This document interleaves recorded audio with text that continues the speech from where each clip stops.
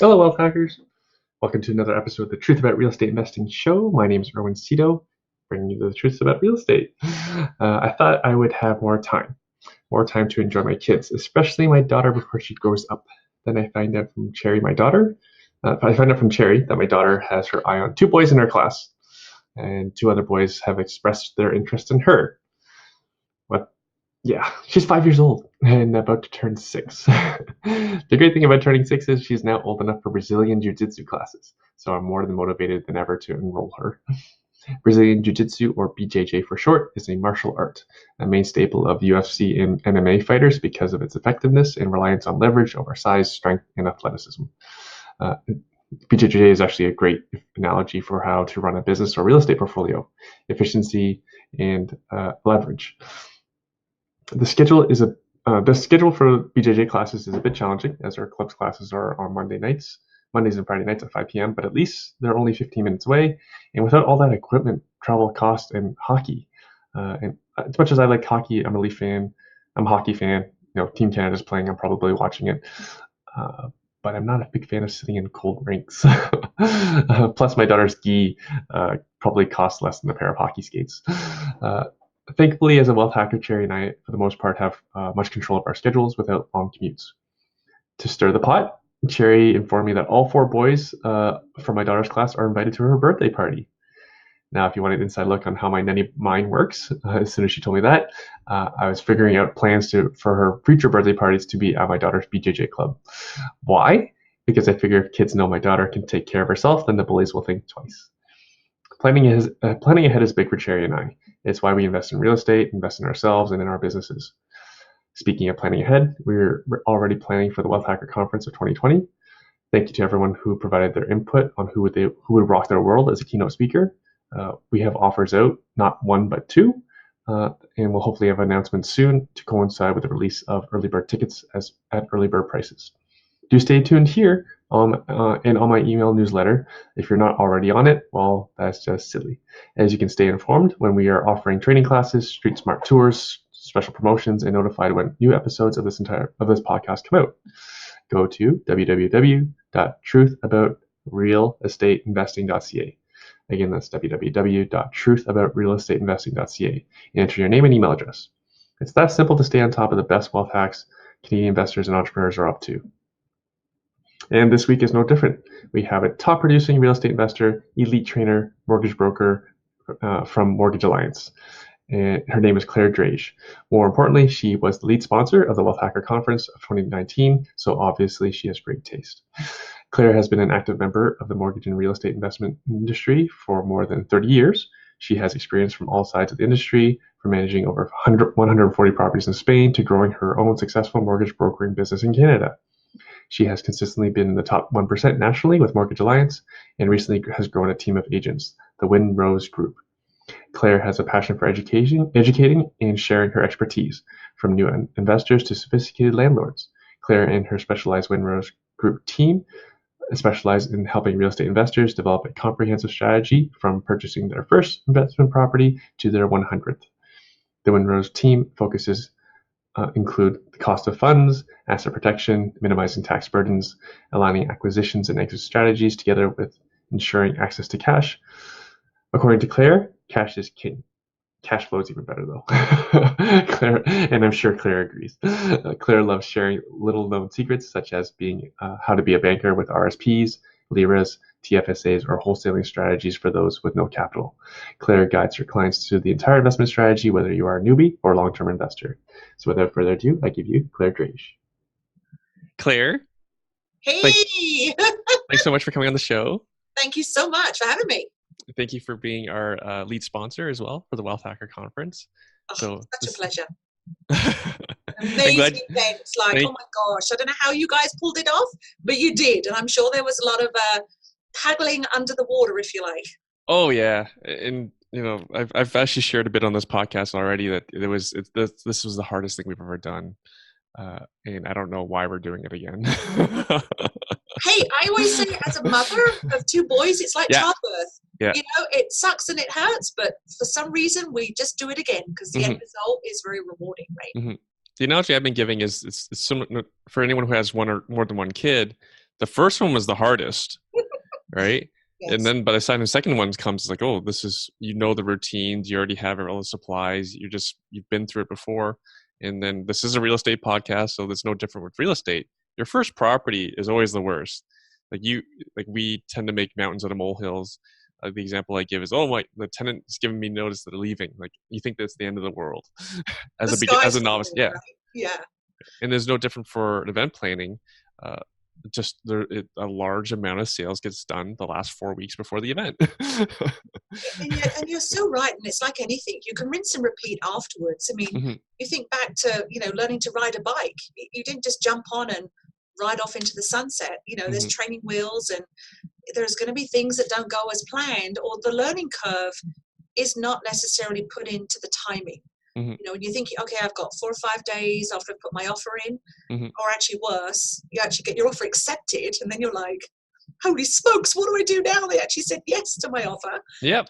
And then it's kind of like they feel the pressure while you're trying to learn and make decisions at the same time. So yeah, I get it.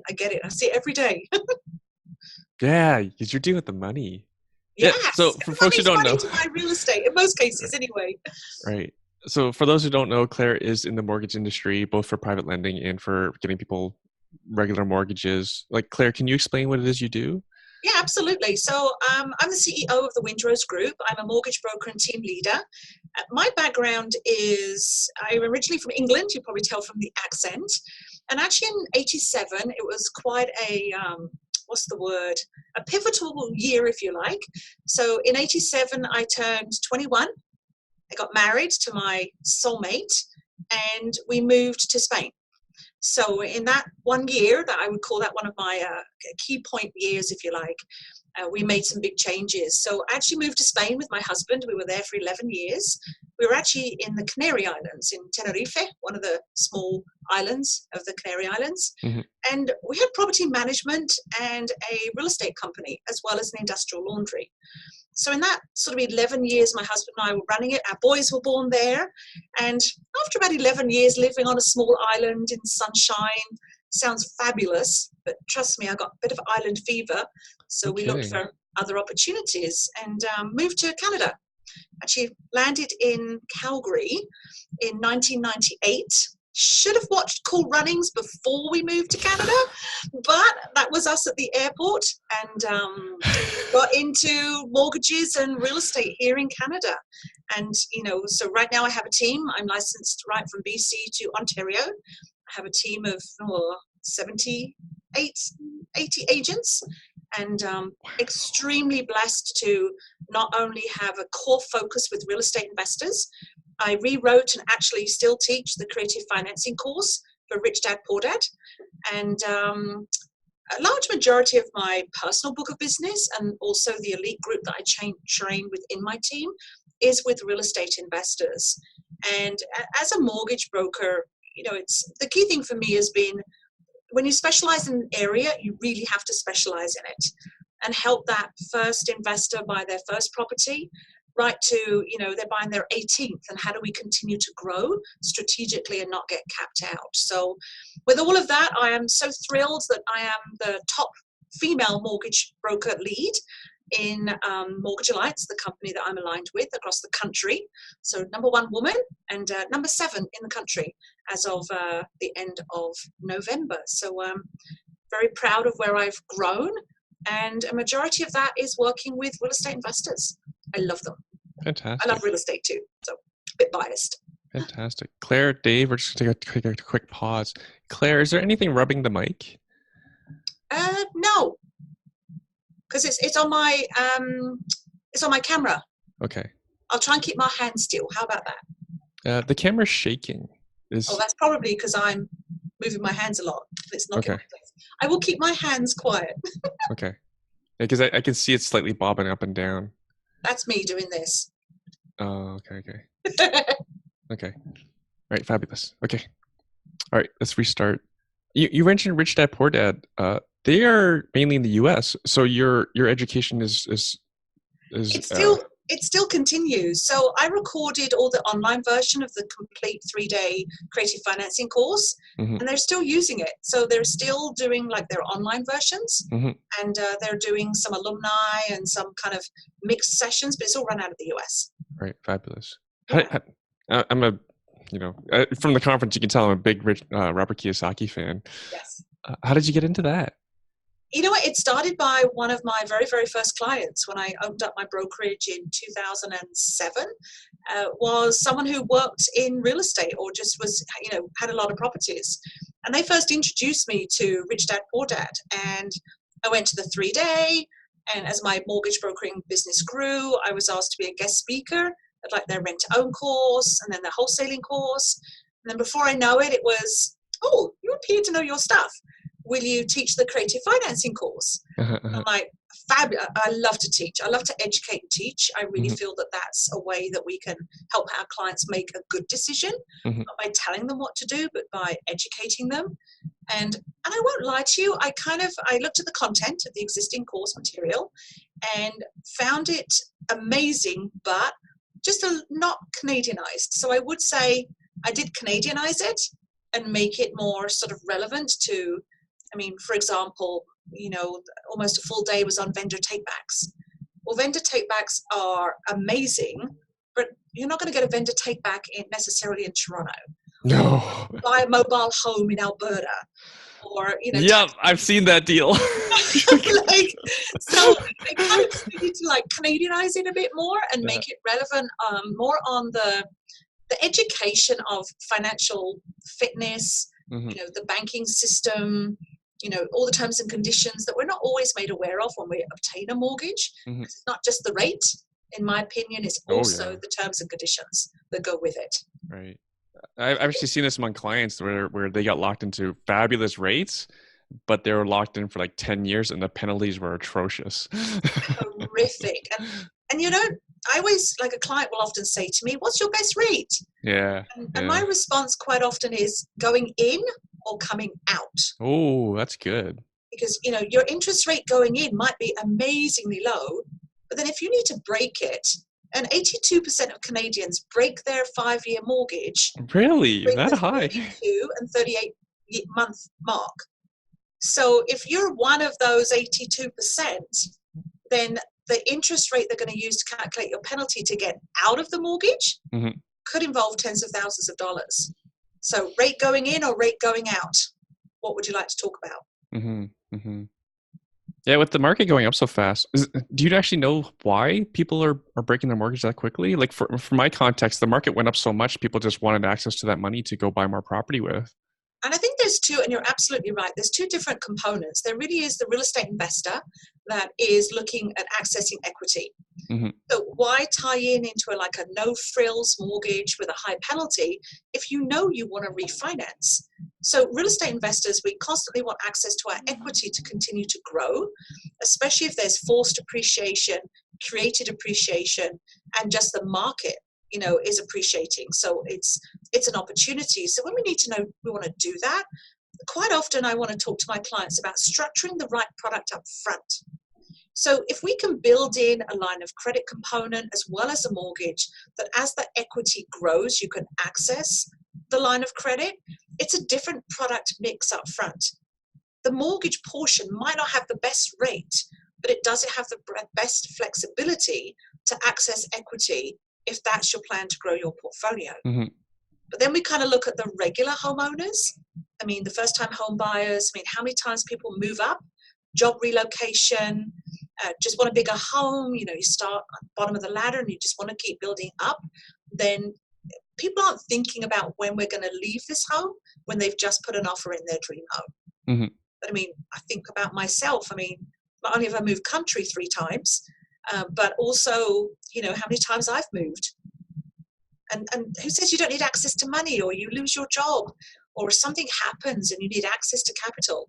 And if you're locked in on your mortgage, it's not always going to give you the flexibility.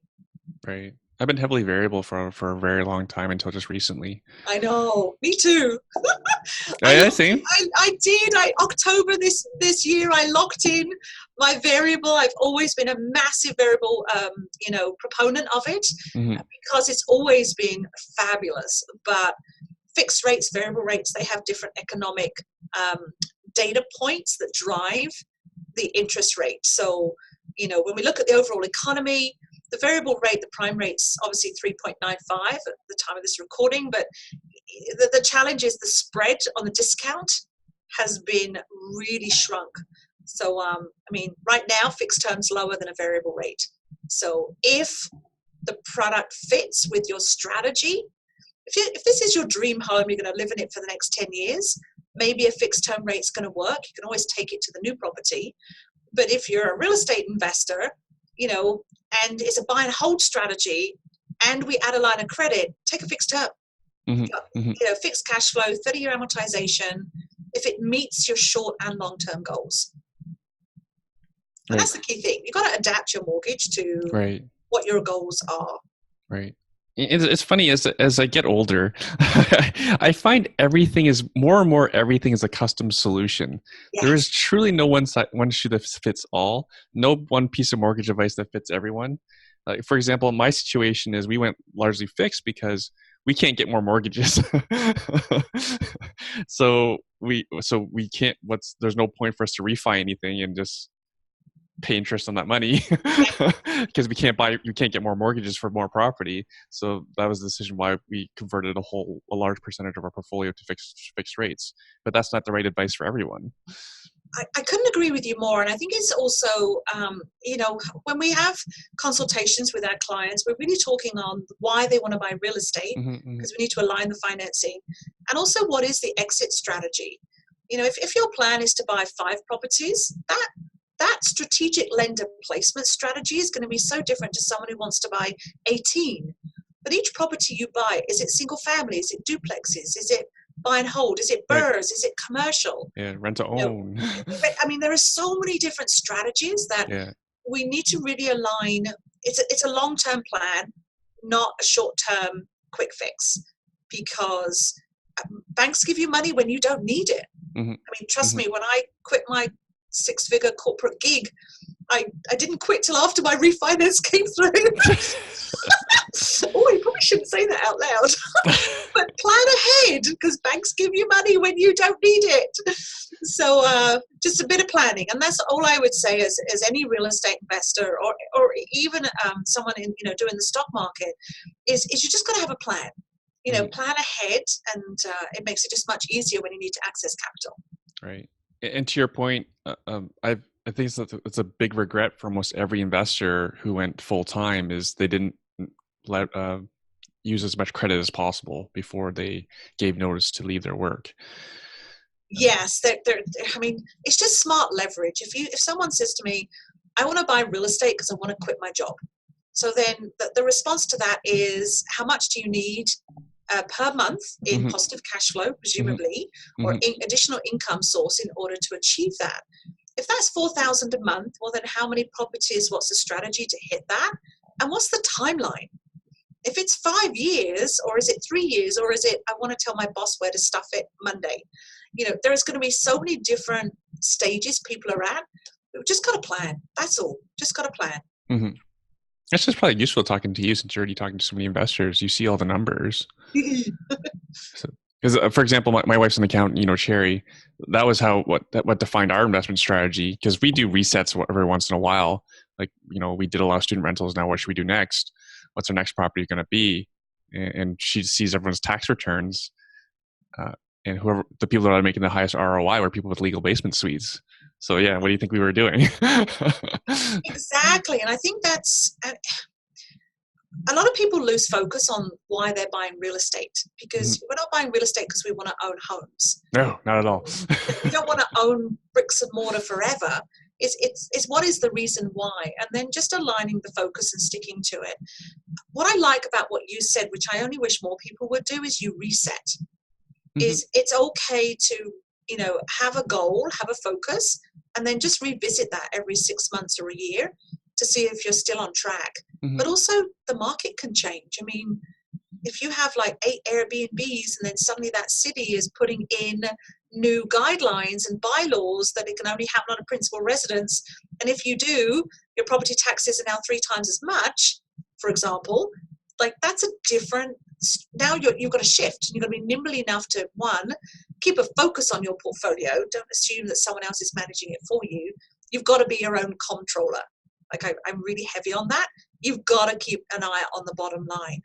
Like me, I don't need to answer my phone, but I do need to make sure there's profit at the end of the month. And yeah, it's just kind of rejigging, being nimble enough to readjust. Stay focused. Like if you want to quit your job and we need cash flow, I hate to say it, but a regular single family home in major centers ain't going to give you cash flow. Mm-hmm.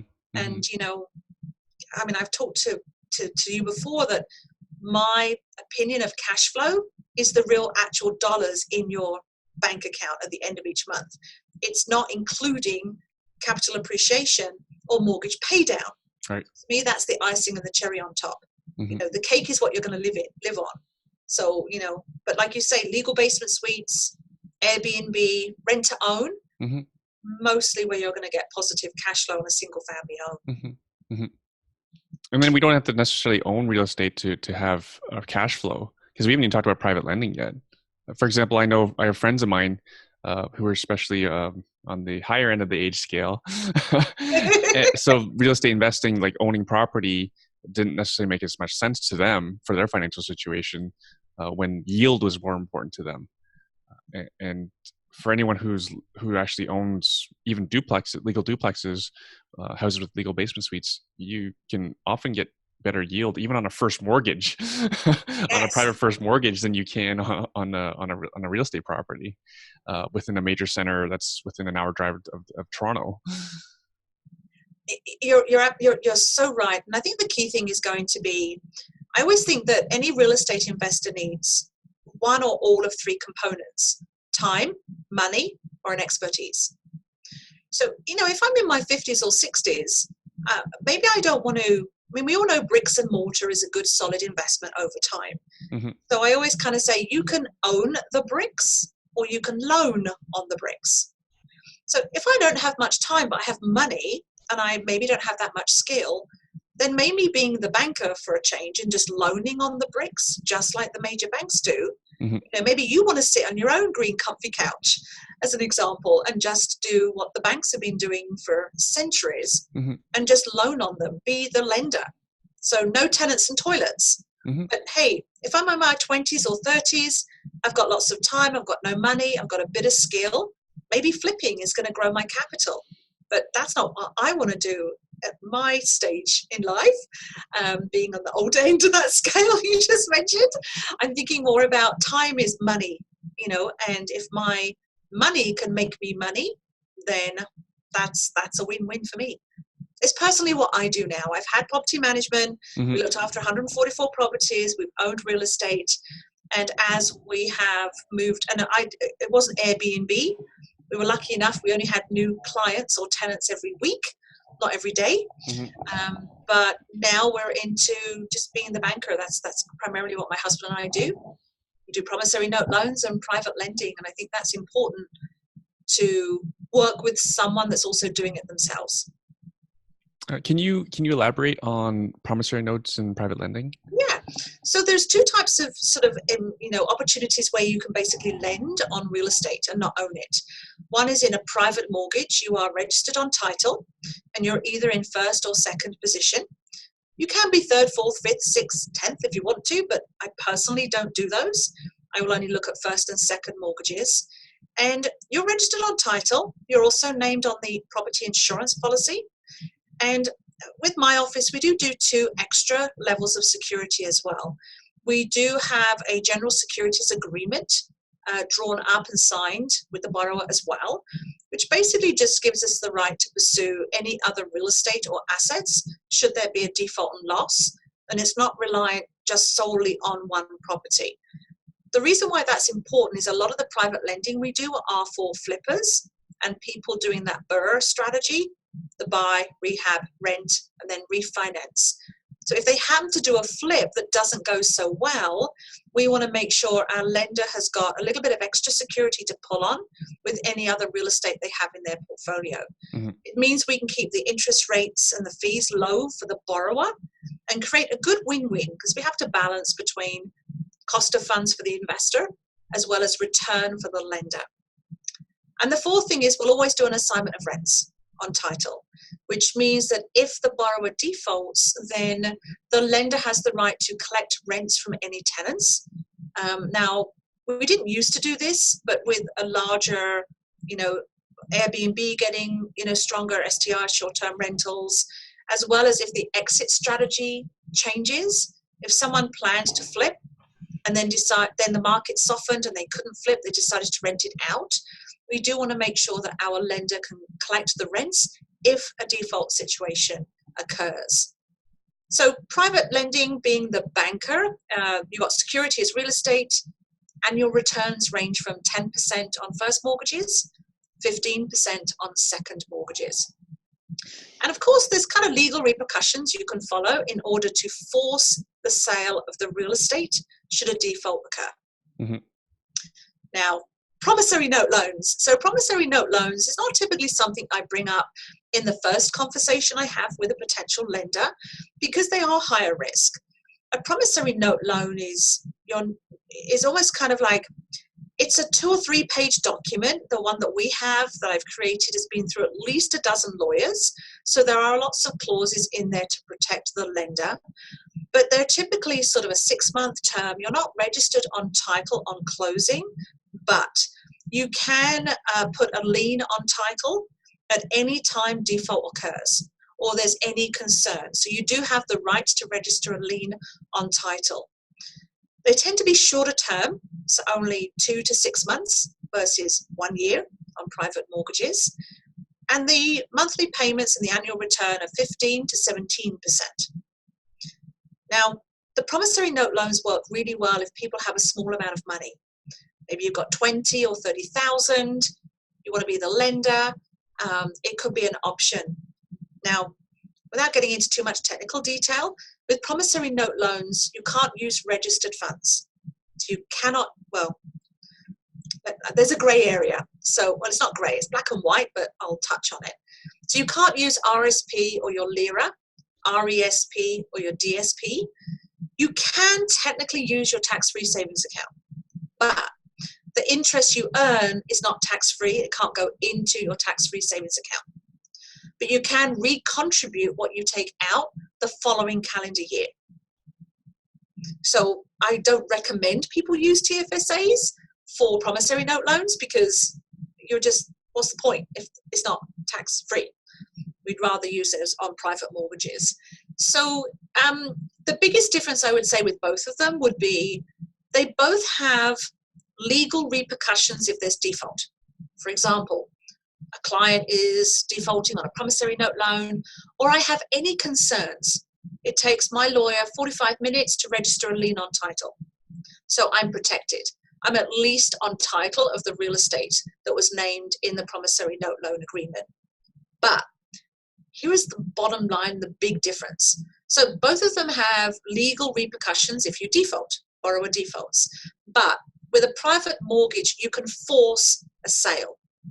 So you can force the borrowers to sell the property. You can evict them, get possession of the property and put it on the market and sell. With a promissory note loan, you can't force a sale.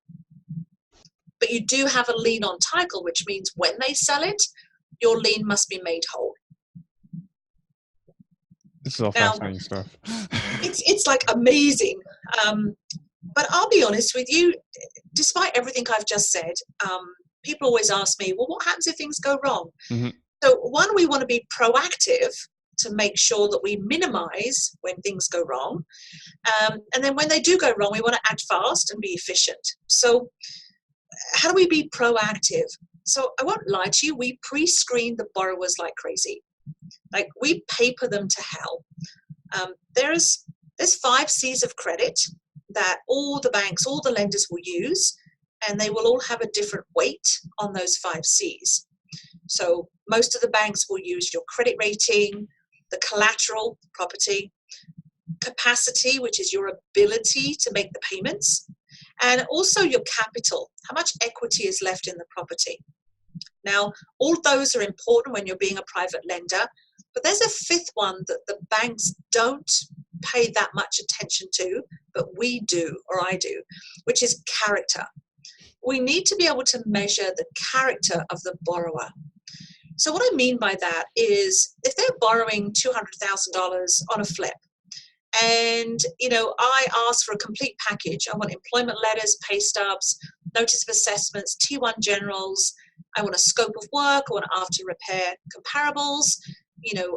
I want a lot. I want to see that we're investing in a business as well as it's secured against real estate. So if you're flipping real estate, we really are investing in your business as a real estate investor, a flipper. So therefore, it's important that we know that you have a good business infrastructure and you understand you have an obligation to pay if your flip doesn't go too well. So what I mean by character, if someone comes back to me and says, oh, hell, Claire, that's a lot of paperwork, I'm not going to give it to you. My response is really simple, no problem, no docs, no dollars. So come back when you're ready. I want to build a full package so that we can present with strength to our potential investors that we entrust and believe in this client's character. Not necessarily for investors, but for regular borrowers, I might ask for 6 months bank statements. And if they're like, well, I don't need to know how many times I go to the liquor store or whatever. Again, if I don't get it, we don't advance funds, because bad things happen to good people. We help good people, not stupid people. So, I've had one where they sent through 6 months bank statements. I actually can't believe they did, because I wouldn't have done it if I was spending what they were spending. But every day they were just about to lose their home and were looking for a second mortgage to avoid them being evicted. But there was a few things that stood out. One was they were at Starbucks and Fortino's and the Keg every week. Like, I don't do that. And I can afford to, but I don't. I don't do that either. Good money management was like out the window. But also there was a lot of $40, $60, $80 cash withdrawals, along with, the $150 or $250 fee. So, and when I looked in the calendar, I noticed they were Thursday, Friday nights, Saturday nights, typically after they got paid every other Friday. So they're at the Horses or another place that has cash ATMs that you need to withdraw from. So that's character of that borrower is I'm not convinced they're taking their financial challenges seriously. So we're not going to throw good money after bad behavior. We're going to educate and try and see if we can shift that behavior. And that comes down to them doing a budget, or our investors a scope of work. Like, give us some material. You can't just send me 3 lines and say, I need a first mortgage for 100% loan to value for this flip I'm doing. Can you help? Kind of need a bit more information so I can build a strong portfolio position for you when we send it to a lender. It's funny because we were talking before we started recording about, well, I know a lot of investors and they don't provide this level of visibility Yes. when they're signing promissory notes or mortgages when they're borrowing money. Yes. Yeah, I've actually seen some very scary behavior out there. People signing promissory notes on handshakes based on character alone, without having the level of detailed visibility that you'd have on character and their behavior with their money. Right. And all it is I've seen too many people. What's the word? Like, people say to me, like, when people ask me of all the clients I've had, of all the experience I've got, what do I see the biggest mistakes investors make? Mm-hmm. And I would probably say one of them would be growing too fast, mm-hmm. without also allowing your infrastructure, one, to even be created, but to grow with you. So, for example, if you're going to buy 12 properties this year and you're going to have promissory note loans, private mortgages, and maybe a dabble of regular mortgages, at least make sure that you've got a note of when the payments are going to come out your bank account, so you don't start bouncing mortgage payments. It's building that infrastructure. Do you have your accounting up to date? Do you know what's in your bank account? Like, we probably get 8 to 12 bounce payments a month, and they're always rectified within 3 to 5 days. Mm-hmm. Otherwise, we start default proceedings. Mm-hmm. But most of them are, oh, I forgot. I was too busy looking at these 8 houses we want to put offers on. Like, no. Once you borrow money, focus on a little bit more on the infrastructure, because if you grow too fast without an infrastructure, it can quickly come falling down. And the unmeasurable, well, it is measurable, but it's really priceless, is reputation. Like, if you've bounced your last 3 mortgage payments and my staff are having to chase you, one, I don't have much confidence in you. So it's very difficult when I then see you in a networking group and you're spouting about how amazing you are. And I'm thinking, they don't make their payments on time. They have poor, weak infrastructure, or that lender's not going to reinvest with you again. So I have many clients that will be flipping multiple properties, like they're doing 6, 8, 12 at once. Mm-hmm. I have some lenders that will say to me, can I do another one with those people? Like, they were amazing and I love their work. I could see, we like to give them updates of before and after pictures. They love that. So, you want to maintain that reputation. So if you've got aggressive plans, make sure you've got the good accounting software, the good accountant, and have a strong infrastructure. So you're organized in that way. All right. That's actually really good advice. I'm lucky that I married my accountant. Yes. So I can go out there and create messes, and she keeps the bill, she controls the money and make sure everything's, everything comes in, everything goes out properly. Which is amazing. And I also think that sometimes when I see partnerships like husband and wife, there is typically going to be one that is the one that's out there for the hustle, is the negotiator, the hustler. And then, having someone behind the scenes that's your rock, the foundation to keep everything going, mm-hmm. and help keep those balls in the air is super important. Super important. And if you didn't marry it, then you better hire it. And you lead me to a good point. Don't be frightened of paying for it. It drives me nuts when people go, oh, it's cheaper to go to H&R Block. And I'm like, you pay peanuts, you get monkeys. Mm-hmm. Do you really want a monkey helping you grow your portfolio effectively? Again, long-term planning as opposed to short-term gain. Right. Like, you have a lot of your team is quite sizable, and you have not just your mortgage agent team, but you also have quite a bit of staff. Yeah. I think what a lot of real estate investors who are really entrepreneurs, they're really no different than entrepreneurs. They need to remember that investing in people is an investment. Investing in staff is an investment. It's not an expense. I'm only one person, and there's only 24 hours in the day. Mm-hmm. And, you can't manage, you can manage your time, but you can't manage time. You can't reinvent extra hours or make 1 minute last more than 60 seconds. So, you need you must invest in good staff. I've been super blessed. I won't lie to you. We do have a rigorous hiring process, but that's because it's a two-way street. Like, human capital is priceless. Mm-hmm. And, I want to make sure that I'm hiring the right person for the role we need to fill, mm-hmm. but also that they're in the right place to be happy as well. Mm-hmm. And that's important. I've been so happy to have a lot of my staff for more than 8 years.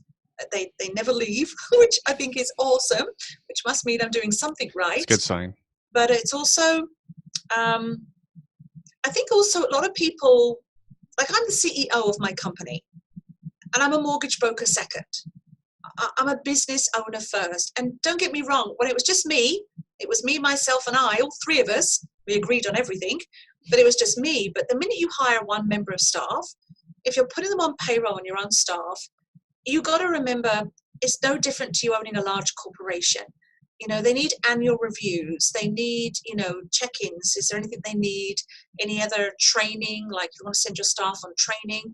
Like, you want to help them grow so they grow with you and not out of you. So, the key thing I think is, no matter whether you have 1 employee or 10, you've got to remember you're a business owner first, and a real estate investor or a mortgage broker or a realtor or an accountant second. Your human capital is priceless. That's a good point.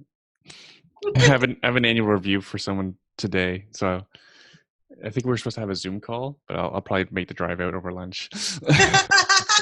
Cool. And I just have a simple process. When I'm doing reviews with my staff, we have 10 or 12 words. and they have to rank themselves on the word. So, for example, creativity, honesty, technical knowledge, reliability. And basically we spend 5 minutes separately on our own, ranking each other.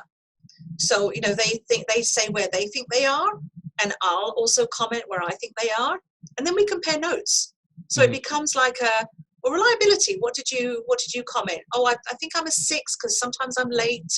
I'll put you as a 9 because I feel I can rely on you. You might be late, but there's always a good reason, and you're going to stay late to make up the time.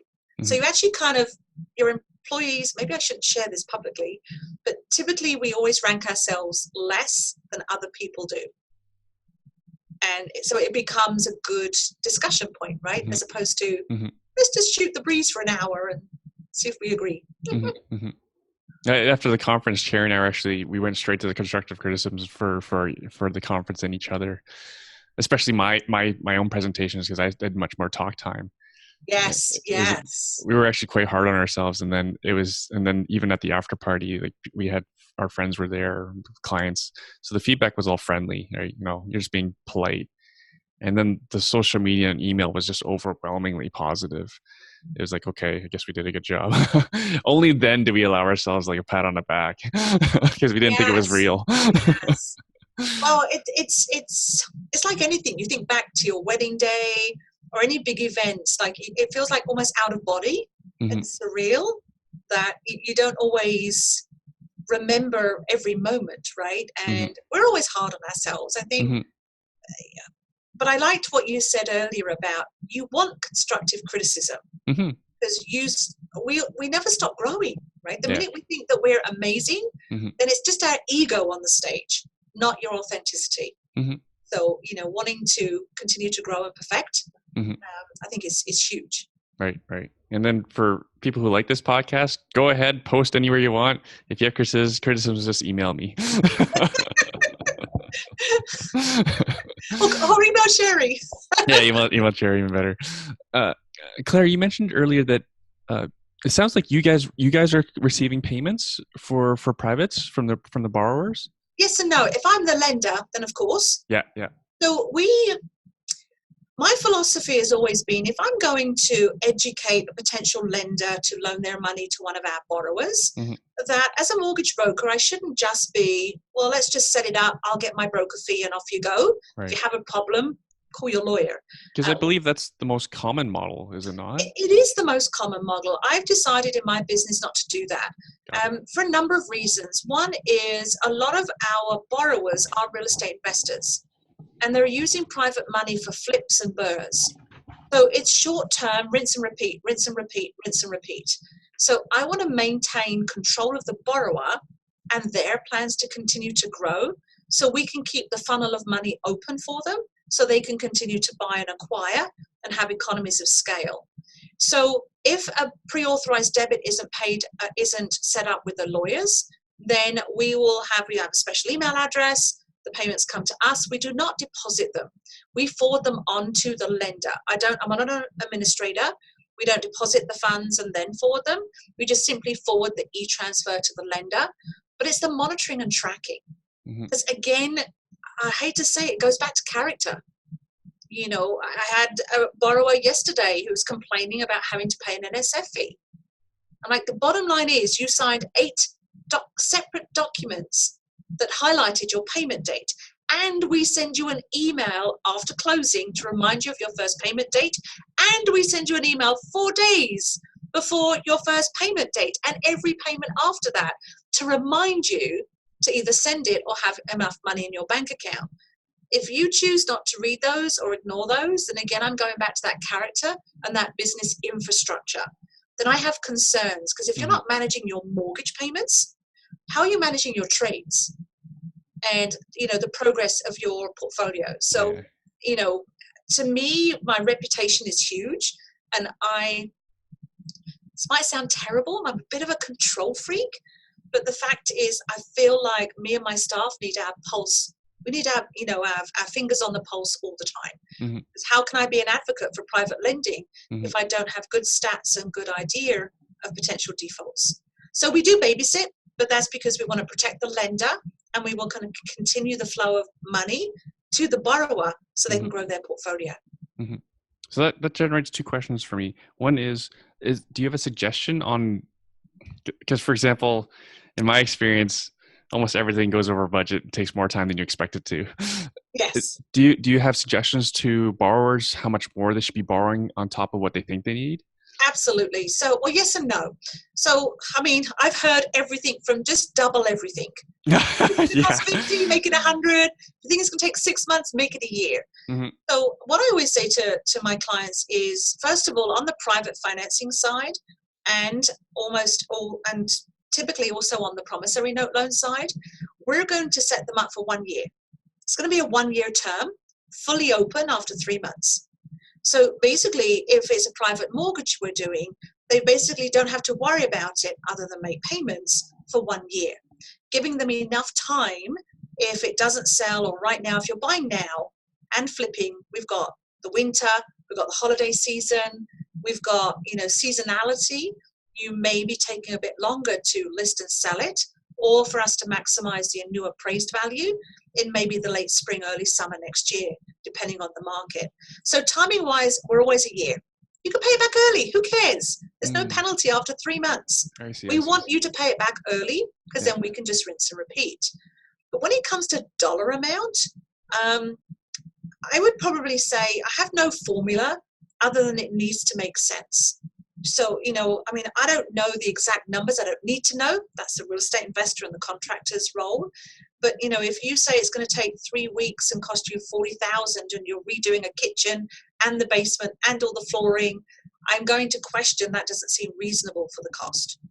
So, and it might be that people have to put more money in or have to borrow more in promissory note loans. So I can't tell you there's a magic formula other than is there money in the buy? So is there forced appreciation or money in the buy? And what's the after repair comparables? And really it's the gap between them. I have a spreadsheet that I use, which I don't give to my investors or my borrowers. And here's why. They should have one of their own. Mm-hmm. And it basically breaks down the sale price and the realtor's fees and the staging cost and the HST on the realtor's fees and the mortgage and the discharge and the legal. Basically, if they say it's worth $720, but they're borrowing $650, okay, there's $70,000 profit. It's one thing that bugs me when investors say, I'm going to make $70,000. Really? Because your realtor works for free and your lawyer works for free and there's no discharge fee, blah, blah, blah, blah, blah. It really is a matter of what does that net amount look like? Mm-hmm. I'm going to add one thing though. Yeah. I do like my borrowers to know their weekly carrying cost. Mm. So not monthly, weekly. So what is a week's worth of interest, utilities, property taxes, insurance? So what is your weekly carrying cost? Because let's say the number's $2,500 a week. I'm just making up a number. So if your contractor says, I can't come back to work for 3 weeks, what's that costing you? Well, that's costing you $7,500, mm-hmm. 3 weeks times $2,500. To me, I want I think any investor should be, any flipper or someone who's doing a BRRRR, is when there's no rental income, understanding your weekly cost of funds. Because if it's like, it's only $8,000 a month. So is it okay for your project to run over 2 months though? Or if you know it on a weekly basis, that week it's going to take you to run to Home Depot to go pick up, I don't know, your flooring or whatever it might be because you're a cheap ass and don't want it delivered and pay the $100. That week's going to cost you $2,500. And also, what's the loss of your trades going on to other jobs because you're not keeping them busy enough? Or leaving your site to go quote for others because they're not convinced that they're actually going to have work continuing. So it's kind of like loss of time, and that carrying cost, I think, is huge. Mm-hmm, mm-hmm. This is where character comes into play as well, because if you're successful and big time, then you keep your trades busy and your trades like you. And yes, even the bigger folks have trades on payroll. I mean, you just can't.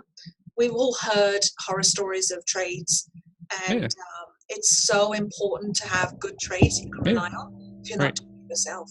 Oh, and then people still get hurt. right? Oh, yeah. My handyman broke a rib. He was out 6 weeks. Like these things happen, right? So it's not that they're unreliable. These things happen. Well, it's like plan A, plan B, and plan C, D, and E. yeah. But again, like a strong investor can recover from that. Yes. Right. Yes. Very cool. And then we talked about. I was interested in. I asked you about you guys when Rose accepting payments, because I have a friend who did a private mortgage, a private second. I think through a mortgage broker, and then the relationship was between her and the homeowner. This person's a friend of mine, but she's just way too busy in her life. Young kids, hockey practice everywhere, businesses to run, household to run. So she didn't keep an eye on it. So payments were missed, but payments were missed. So payments were missed to the second. You probably bet payments were missed to the first mortgage as well. And so then the Schedule A lender had already gotten involved and started the power of sale process. Yes. And lawyers were involved, fees. Maybe that's kind of where my control freak thing comes in. Yeah. Like there's 3 questions that the lender needs to have answered. One is, why are they using private money and not getting it from a bank? So we talked about flips and burrs, economies of scale, it's much easier. The second is, what are they going to do with your money when they get it? Mm-hmm. If they're paying out debt, how do we make sure that it goes to debt? If we're using it for construction or renovation, mm-hmm. Are we doing it in draws, not just all at once so they don't run off to Vegas? But third is, how are they paying it back?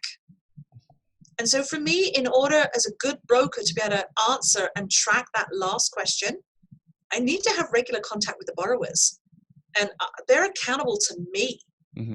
I don't, as a lender myself and as a mortgage broker, I see that my lenders don't want to speak to the borrowers. Like they don't want any involvement with the borrowers. That's why I'm here. Yeah. I don't charge admin fees or anything for, managing the mortgage during the term. But then my investors rinse and repeat. They talk to their friends and family and go, it's easy. Right. Now, they don't all work out. Like there is risk, like mm-hmm. any investment. Mm-hmm. But what we have is we're going to jump on it really fast to minimize it. So could you please elaborate on what happens if you don't keep an eye on the second? For example, my friend's situation where she was administrating her own second mortgage, because I think you would know what the penalties are better than I would. She actually ended up having to buy the house from the first. It was It was really complicated. She actually, because things were spiraling out of control, she actually had to buy the house and still lost money. Yes.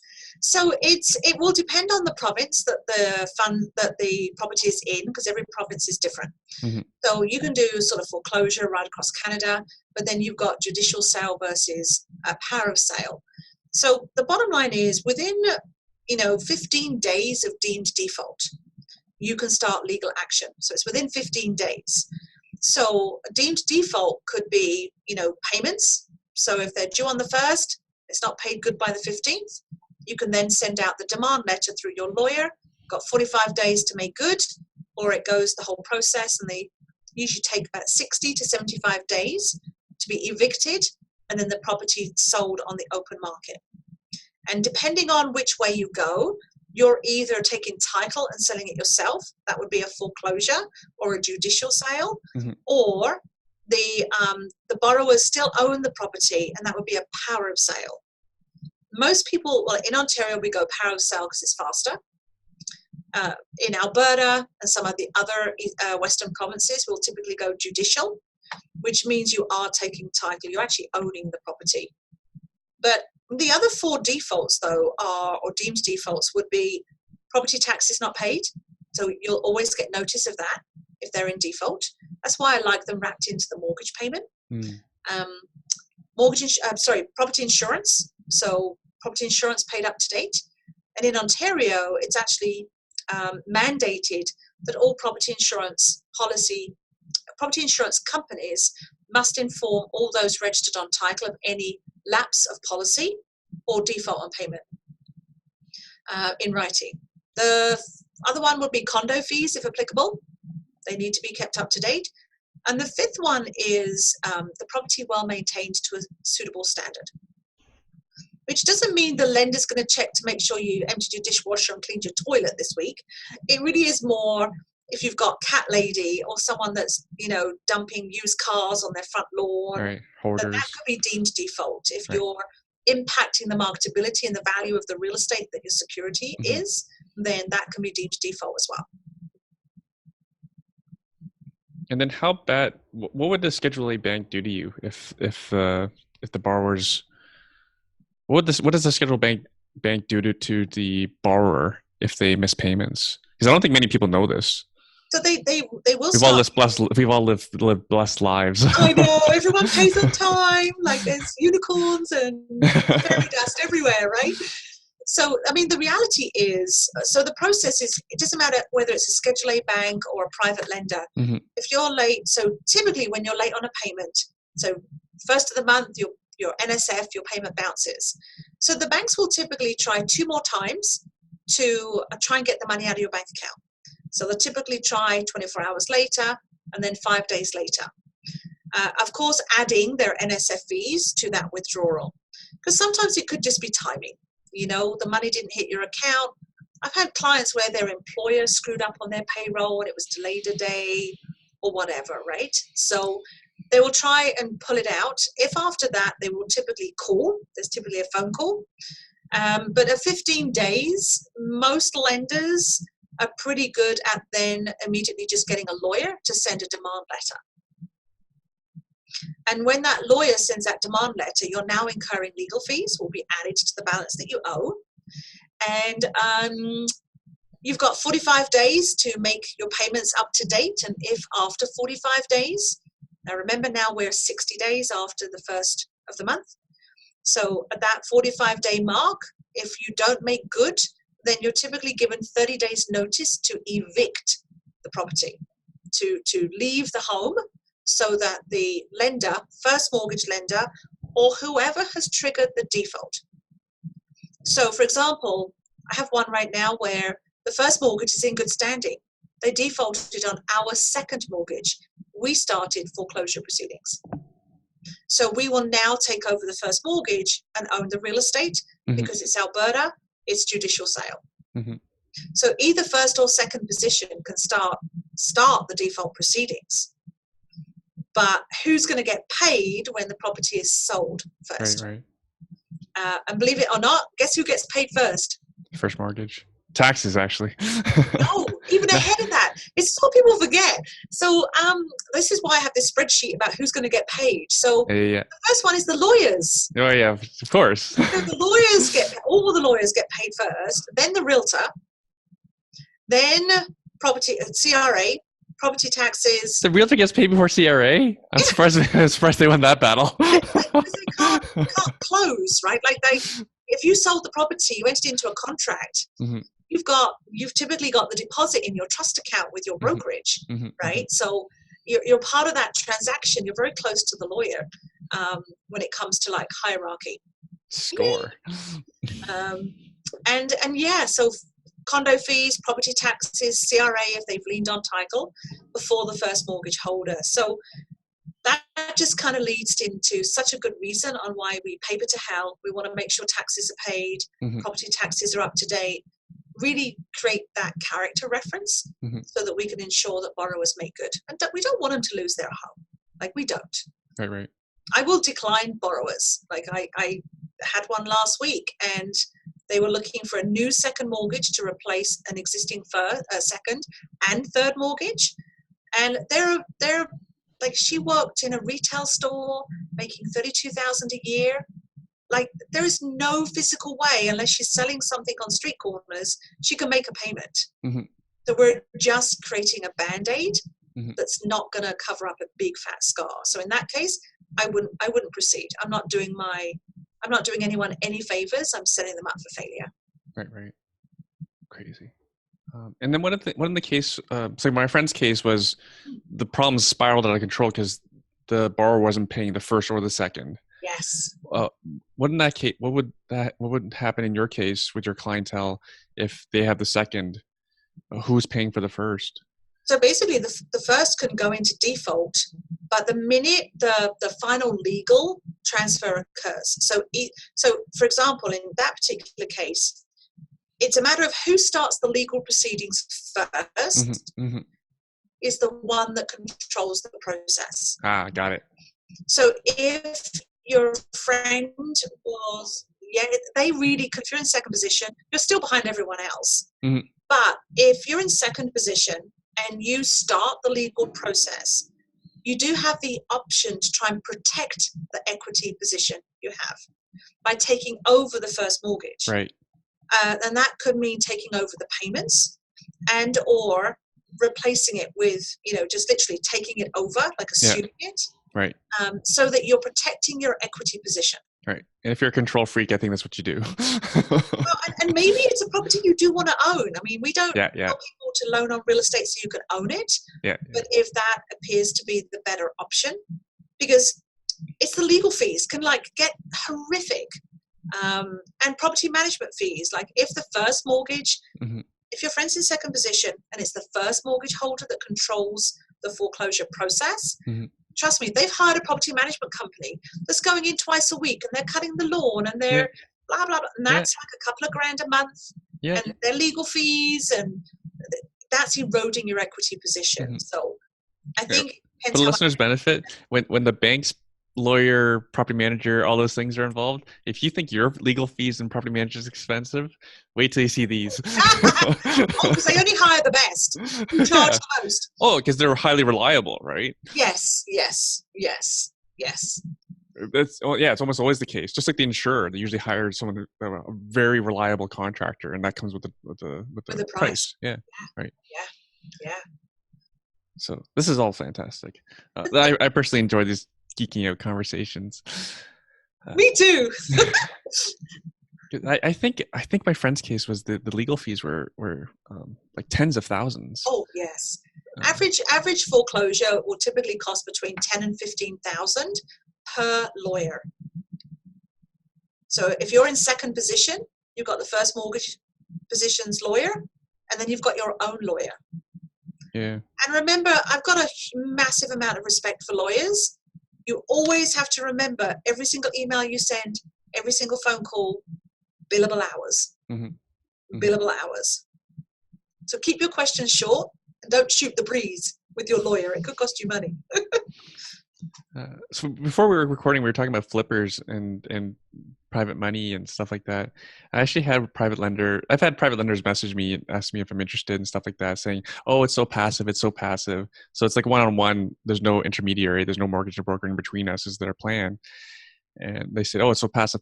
Like, well, first of all, like even sending paperwork to me is work. But then second of all is my level of due diligence is I need to see the property. I need to see it probably regularly. Yes. And their reply is, oh, my lenders don't never come to see the property. Like, oh. I'm really mixed on that one, because I think that if you don't have a qualified and licensed intermediary like a mortgage broker, I know I'm a bit biased, then I think you do need more hands-on due diligence, because you're not pulling credit bureaus or PPSAs with GSAs. You're not doing the amount of due diligence that you might do that a mortgage broker will do to help protect you.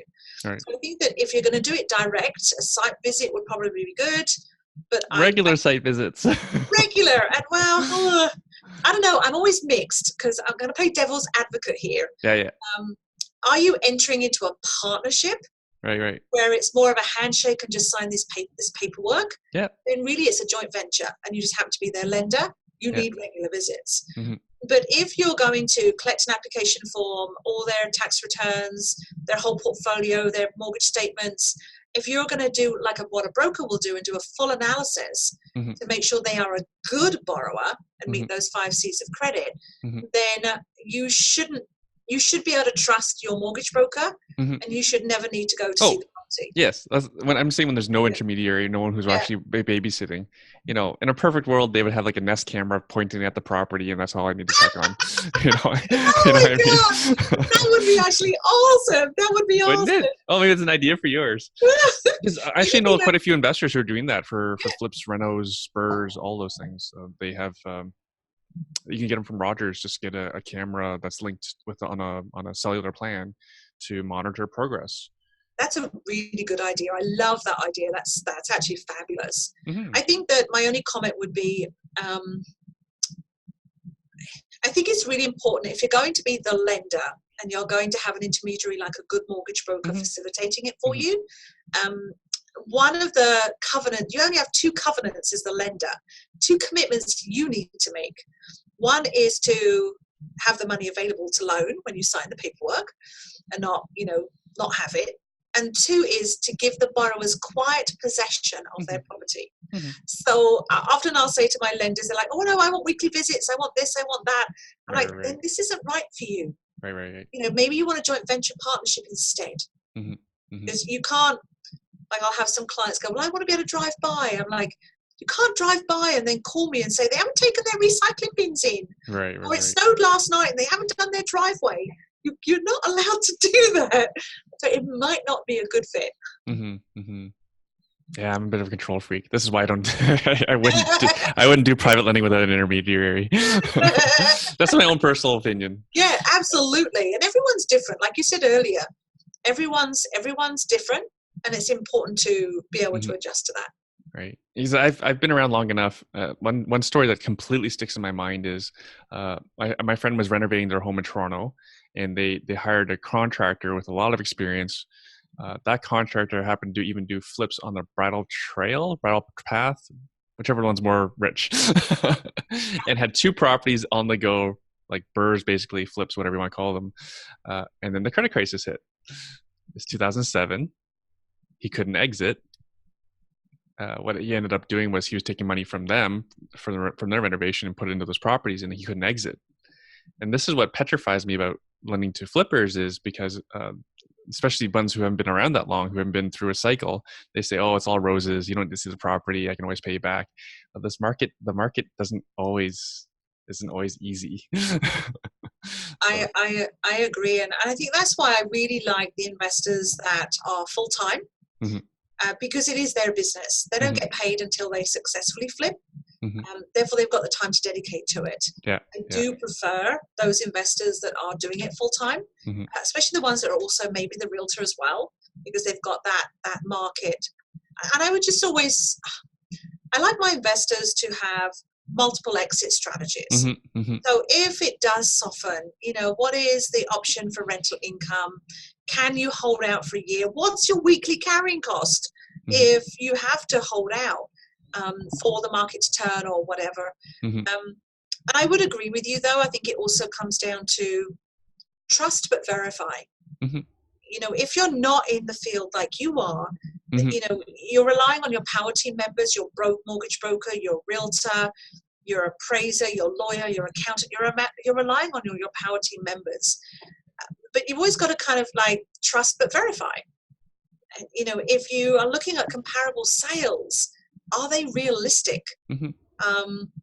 I had an investor come to me who was looking for 100% financing on a flip. This is a prime example.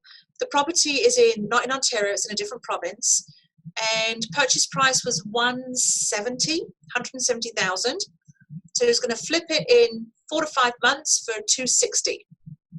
So I'm like, okay, there's 70 grand in there. It's a bit tight. How much is it going to spend? So he said, I'm going to spend 20 or 30,000. What do you think?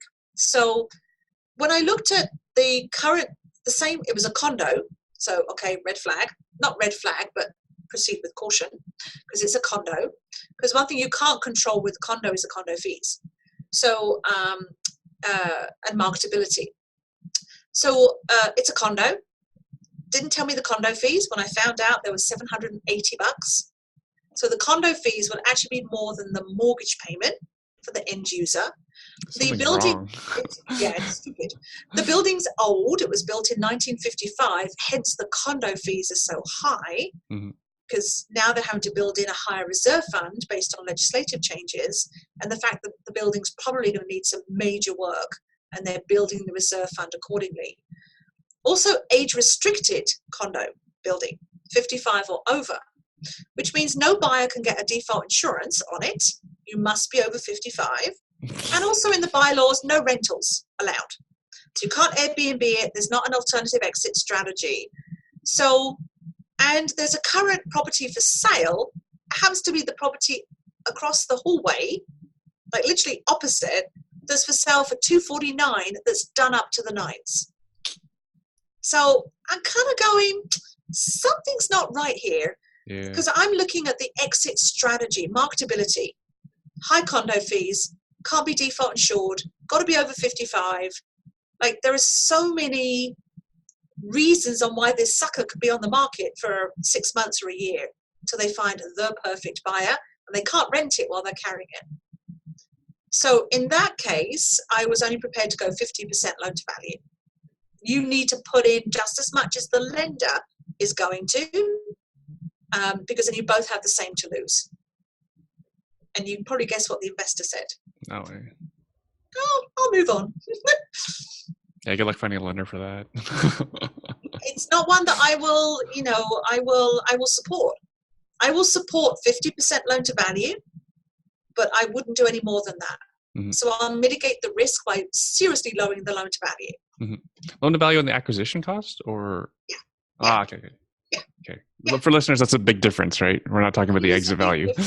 I will and have advanced and done after repair value. So done 70 to 80% of after repair value. If I truly believe in the strategy of the borrower, and they've got some history with me, mm-hmm. that I've done 100% loan to value, 110% of purchase price.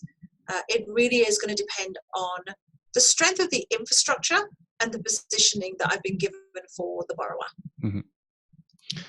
Claire, this has been a slice. I love geeking out. I know we could. This would be dangerous. I could have you. I'd probably have you present the whole creative financing course right here if I could. Claire, this has been fantastic. How do people follow you? How do they find out more about the Windrose Group, private mortgages, investor mortgages? Absolutely. So obviously Instagram, Facebook, LinkedIn, etc. The windrosegroup.ca or the Windrose Group. Just search for the Windrose Group. Or alternatively, just search for my name, Claire, with an I and an E, Drage, which is rage with a D in front. So just search for Claire Drage on all the social media platforms. I have a YouTube channel, as well as, of course, my website, etc. Alternatively, just email investor@thewindrosegroup.ca, and we're happy to assist and help you grow your portfolio. Fantastic. Thank you, Erwin, for the opportunity to chat today. It's been awesome. It's been a blast. Thank you so much. All right. Have a great day. Take care, and you.